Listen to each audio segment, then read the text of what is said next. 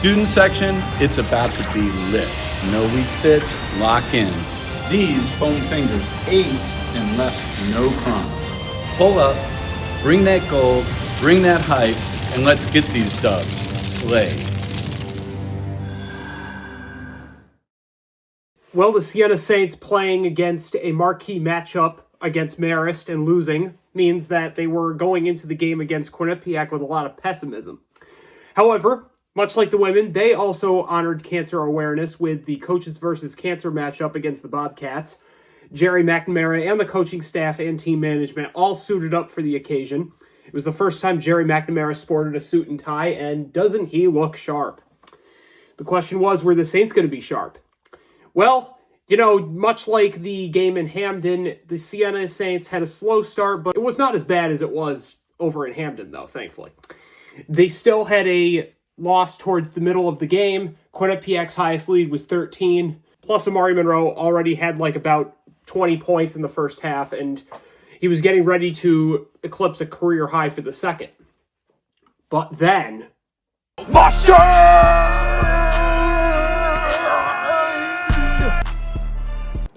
Look, my yellow snow.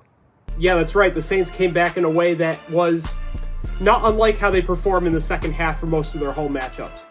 They provided some full court pressure on the Bobcats and started to guard them up heavily and prevent them from making a lot of their shots. The Saints also tied up the game and then went on a 26-5 run for only 6 minutes.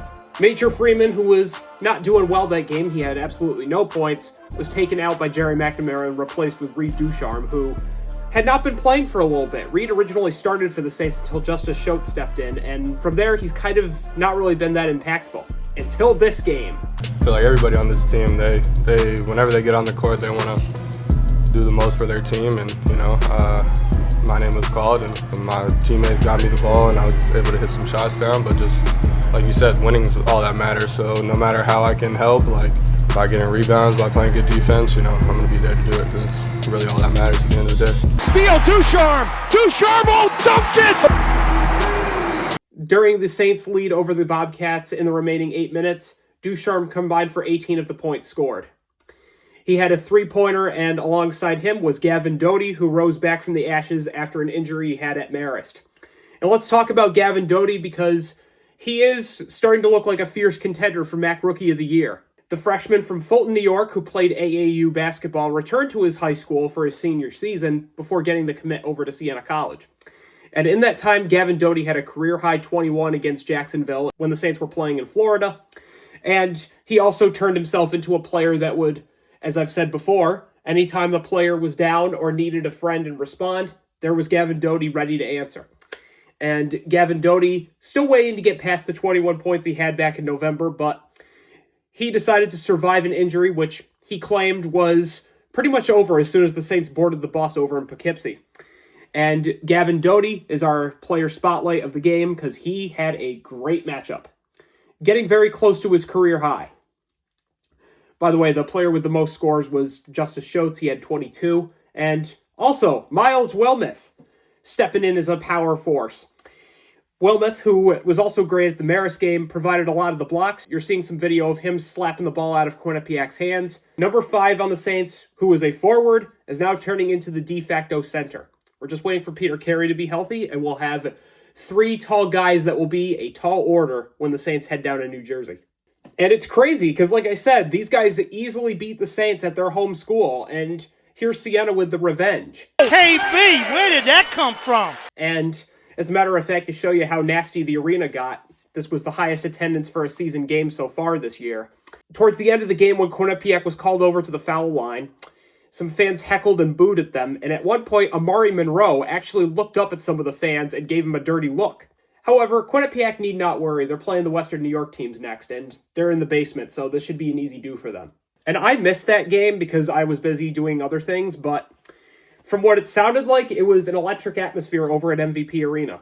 But I get my next shot for the next part of the video.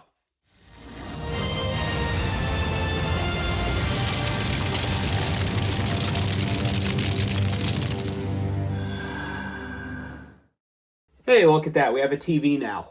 So the Siena Saints held their annual Gold Rush game over at MVP Arena, and Compared to last year's fiasco, it was a much more electric atmosphere, and the main event was actually not the game. It was the free beer for a year, which is something the Saints do every year. They have a person make 4 shots, and if they make all 4, well, 365 days, you have all the booze you want. So this man by the name of Joe Rice, well, you know what? He had 4 shots, and then he celebrated in a way only a person who likes beer can. And how popular is Joe? Well, he got on SportsCenter. Siena and St. Peter's. This is a Siena fan. His name's Joe. If you make a layup, a free throw, and 2 3-pointers, you win beer. Go ahead, Joe. He hasn't missed. Joe, off glass. You can play for Ohio State. No, you can't. You're not in good enough shape. He wins a 30-pack of beer each month for the next year. Wait, stay with it. There we go. Let's get nude at SportsCenter, baby. Tell Z to go home. I'm here. I'm going to babysit these shows until we get to the morning. Get Joe on a plane down here and bring some beer. Despite the fact that he won the free beer for a year, he did, however, lose one thing, and that was his wedding ring. The good news is MVP Arena did find the ring, and he was able to get it back. Aside from that, however, the Saints usually play Iona for the Gold Rush, but obviously they already got that over with, so it was the MAAC defending champs, St. Peter's, which went to March Madness last year. They were in an interesting position, though, because this was nothing like their 2022 Cinderella team, which defeated Purdue, Kentucky, and Murray State, and then went into the Elite Eight. No, instead, this was the Bashir Mason-led St. Peter's, which had a stellar team that beat Quinnipiac in the semifinals, and the Peacocks eventually did go to March Madness again in 2024, where they played Tennessee, and that game was not like their 2022 run. As you can see behind me, Tennessee pretty much squandered any chance the Peacocks had at leading. They did have some stellar players on the team, though, notably Corey Washington, who was their leading scorer. And you're looking at a photo I took with Washington and Mohamed Sow after their victorious win over Quinnipiac last year at the MAAC tournament. Washington's now at Wichita State, and Wichita State has been doing pretty good. They're not as good as Memphis, though, in the American Athletic Conference. But without Washington, the Peacocks have struggled, and they are now in danger of missing the MAAC tournament. And the Saints performed probably one of their best leads to date. They led for pretty much the entire game. Yeah, that's right. A first half of the game where the Gerry McNamara-led Saints were in the lead for most of it. And the stat, look at this. St. Peter's, no threes in the first half. And as a matter of fact, in general, their 3-pointers for the game, they only had 3 of them, all in the second. Meanwhile, for the Saints, it was an absolutely eclectic game for Major Freeman, who had a career high of 28 points. And this, despite the fact that Freeman did not have any points at all the previous game, didn't even show any signs of wariness. At one point, Freeman was absolutely bedazzled by a 3-pointer he made, and he capsized to the ground, and we were worried that Freeman was going to go down for an injury, but he got right back up again and continued his run. Gavin Doty was cold. He was not able to score a lot of points compared to his performance against Quinnipiac, but he was still defensive. He had 9 points, including some from the foul shots, and he also was able to block the ball quite a few times. Brendan Coyle had 14. Another strong performance from him, and Justice Schultz, also very defensive and able to take the ball out.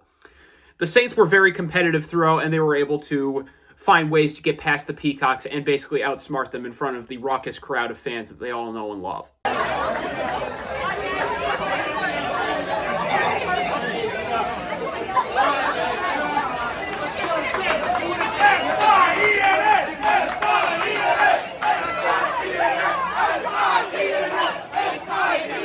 It was also quite a physical game as well. Devin Bradford and St. Peter's player Armani Ziegler both went down at the very beginning.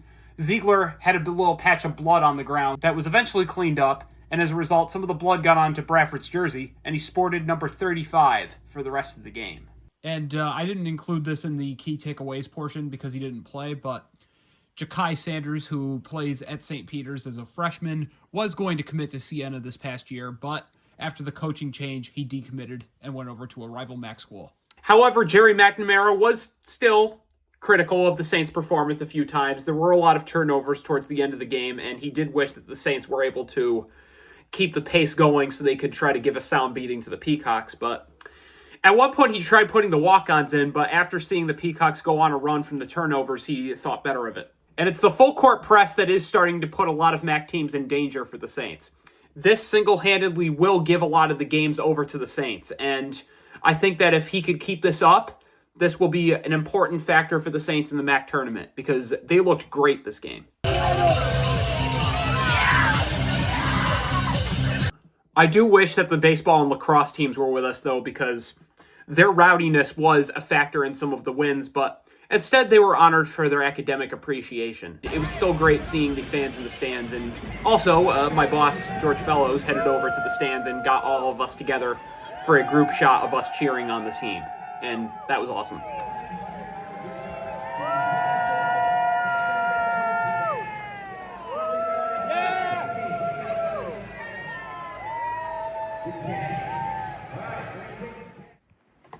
Meanwhile, the Siena women had their opposite schedule of the men, with the women heading down to St. Peter's over to Run Baby Run Arena, which is, yes, their arena's name, to play against the Peacocks down there in their only contest of the season. The gym is small. It actually kind of reminds me a lot of the gym at Shaker High School, and the small gym still was no match for the Peacocks, which have been struggling as much as the men have. Under head coach Jennifer Leadham, who's in her third season, they started off with a winless season before having a little bit of a more respectable one in the next year, and then afterwards, kind of the same formula again, and it would not surprise me if Leadham is given the axe if nothing changes. But still, Siena won the game 68-60, and they shot some early rust to overcome a 12-point deficit, according to the website. It is the women's 350th MAAC victory. Good on them. And yes, the Peacocks did lead the game at the beginning, and for a good number of the quarters, they were also in the lead. Fatima Jana, who's been a MAAC Weekly Award winner, had 26 for the Peacocks, and they also led for about 21 minutes. And Teresa Sapala had 23 points, 9 boards, and a career high for assists. She had 6. Anijah Jackson with 13, and Miriam Traore and Anaja Brown. And Traore continuing the deep shots that she's been notorious for. She did not make any half-court shots, but she did make this sick 3 over here that surprisingly went in. It looked like it wasn't going to go in. And St. Peter's was fouled out at the end, and big mistake, because Sapala had to go to the free throw line, and she is currently number 1 in the nation in free throw shoots, so you knew that wasn't going to end well. And the Peacocks were competitive with the Saints, don't get me wrong, they had pressure, and this was something that the Saints were going to have to be wary of, and obviously they squandered at the very beginning, but ultimately, Terry Primm, time and time again, shows that his team does not give up.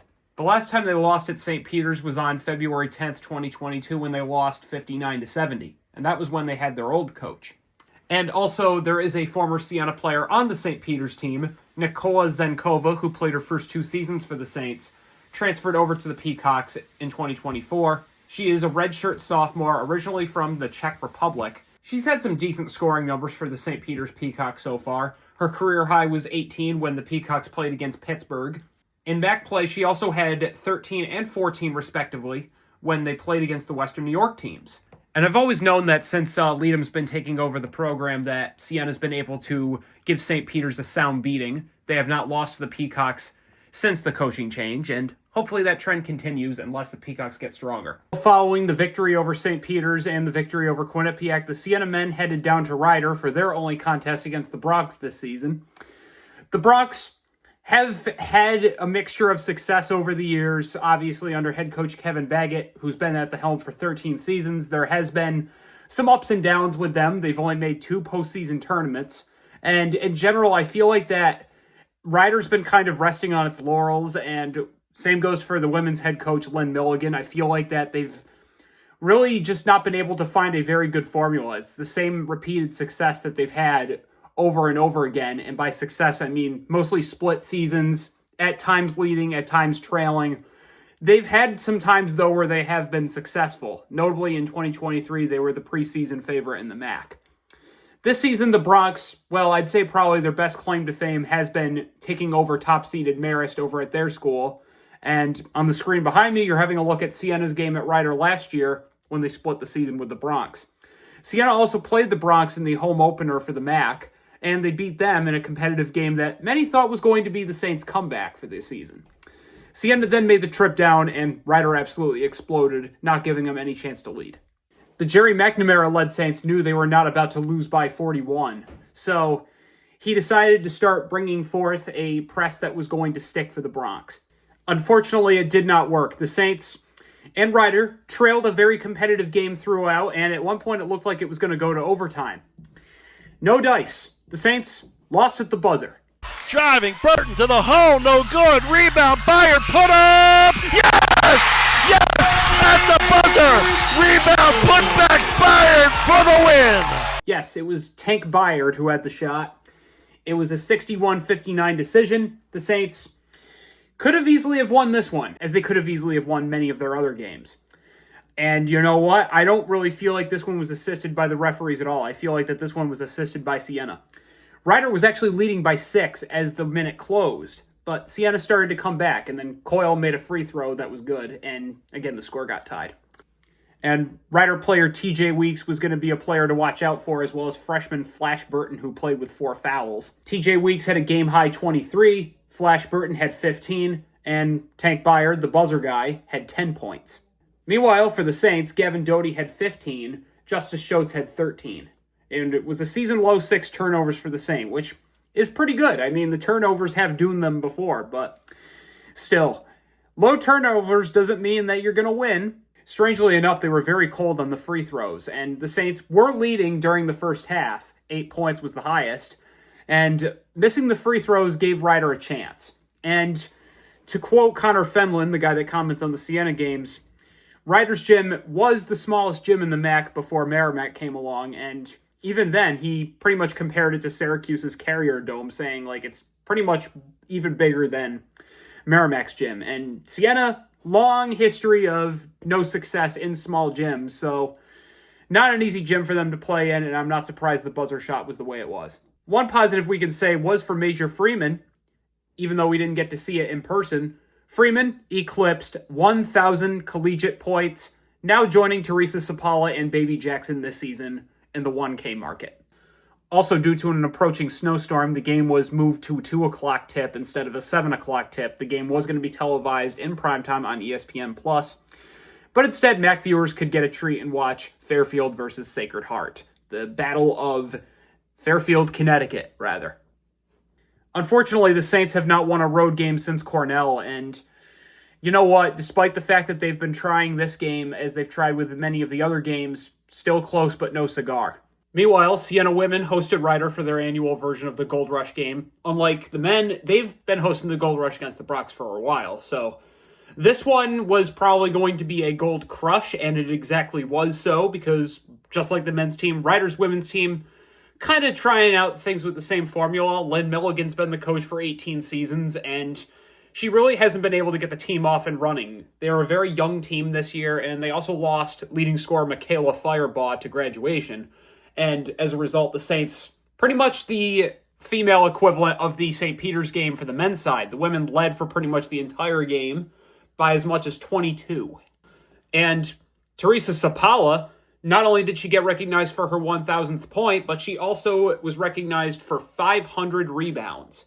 So already a record-breaking, storied season for Terry Primm, because you've got Sapala getting the awards, Jackson getting her 1,000th point, and Anaja Brown also on the blocks and rebound charge as well. Speaking of Anaja Brown, she had a team-high 7. Meanwhile, the highest number of points was 16 for Anaja Jackson, and a great game for KB Hadley, who had 12. They also celebrated National Girls and Women in Sports Day. They recognized all of the Siena teams, including women's soccer, swimming and diving, and track. And of course, the fans were all there, decked out in gold. For Ryder, Winner Bartholomew. Yes, that's her name. She had 12 points in just 19 minutes of work, and Mariona Cosmorales had 11, and Gabby Turco had 9. The third quarter was a bit dry. Both teams kind of went soft on their shots, and many of the turnovers were forced by Siena, and Ryder had a lot in the first especially. Unfortunately for Ryder, their winning streak, which they had the past week, was coming to an end. The Saints pretty much snubbed them from any chance of winning, and now Ryder is currently only on 6 wins, while Siena is now ahead of them and a strong third in the MAAC.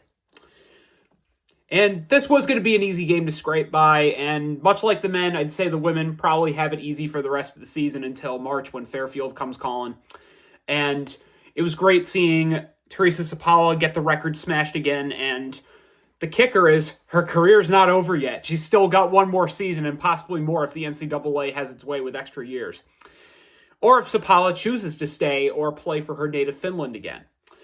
If that's the case, well, I can definitely see Sapala being added into the Siena Athletics Hall of Fame in the near future.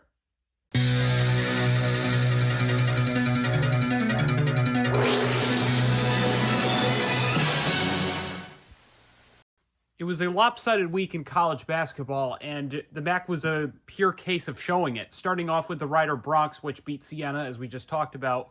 Before their win, they played at MAAC at home, and MAAC got a close game over them, and pretty much that game ended in similar fashion. MAAC won at the very last second. 64-66, the final score. And then Rider played Sacred Heart and lost to them as well, 77-89. Meanwhile, the Sacred Heart men had a close win over Manhattan, 72-74. And then Manhattan had a close win over St. Peter's, 84-83. And it has not been a good week for St. Peter's because not only did they lose to Siena and lost in a close fashion to Manhattan, but before that they played Mount St. Mary's and lost to them as well.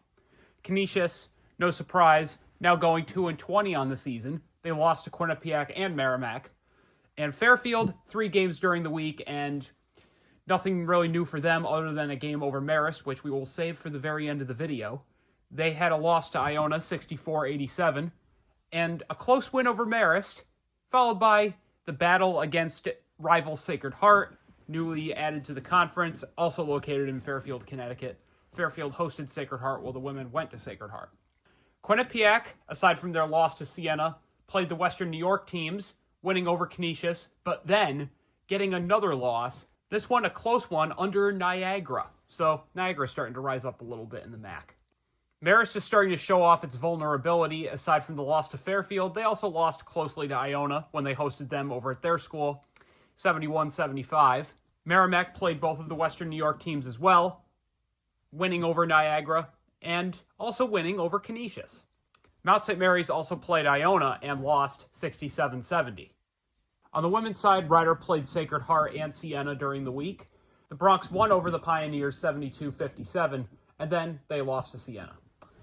The Manhattan women getting a win over St. Peter's, 58-52 the final score. St. Peter's losing to Siena and also Manhattan, obviously. Canisius women playing against the Quinnipiac women and losing, and then getting a victory over MAAC. So they're slightly better than the men's team, but still in the low points of the MAAC. Fairfield getting 2 wins. They are still undefeated in MAAC play, winning by 31 over Marist and then winning over Sacred Heart. Quinnipiac playing the Western New York teams and, no surprise, getting Niagara a sound beating, 70-38. Marist's other contest of the week was a 20-point win over Iona. MAAC also playing the Western New York teams and also winning over Niagara. And as I've said time and time again before, Jada Pierce's team is looking like they will be snubbed from the tournament this year. And lastly, Mount St. Mary's, close loss to Iona, 62-60. For MAAC Players of the Week, on the men's side, it's Gavin Doty and Yafet Mundi. Doty's 19 in both the Marist and Quinnipiac games was impressive, but even more impressive, he also braved an injury and came out strong and victorious when the Siena Saints beat the Bobcats. Meanwhile, Yafet Mundi led all the MAAC players that week with 77% on shots, and he also broke Iona's 20-rebound record. Meanwhile, Gal Raviv of Quinnipiac swept both awards, Rookie and Player of the Week, largely due to her career high against Siena, as well as her impressive shooting range.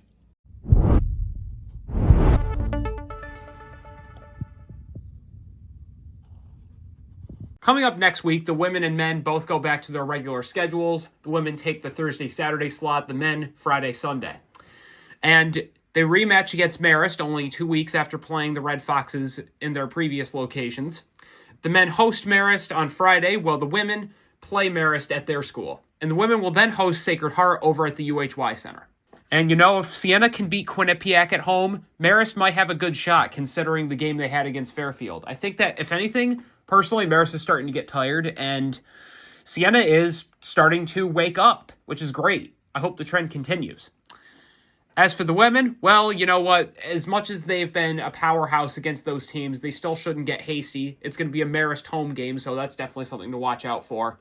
and Sacred Heart is currently second to last in the MAAC. So despite the fact that they may have some easy games, they should still put on their best faces. All right, to close this off, we're going to talk about the Marist-Fairfield game that happened this week. It was the second time the Marist Red Foxes were awarded an ESPNU berth, and they went over to Fairfield School in a game that was expected to have Marist as the favorite. However, it was a very close game towards the very end that almost went into overtime and 2 missed free throws.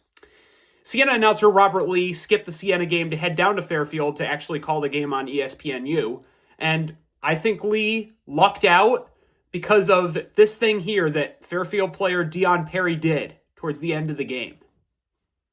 Rogan will inbound, Autry guarding him, gets it in for Perry, shoots it from 70 for the win. It's good!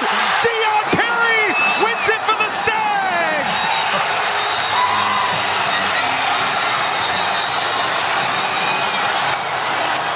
I don't believe it, Robert. I don't believe it.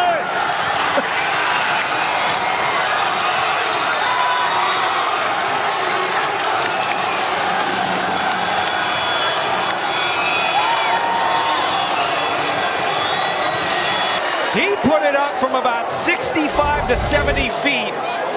Did he get it off in time? He did. Fairfield's going to win it. 59-56 on a bomb from three-quarter court. Unreal. Chris Casey throws it in to his best offensive player, Dion Perry. Dun-a-nut, dun-a-nut. Send it. Send the tape to SportsCenter.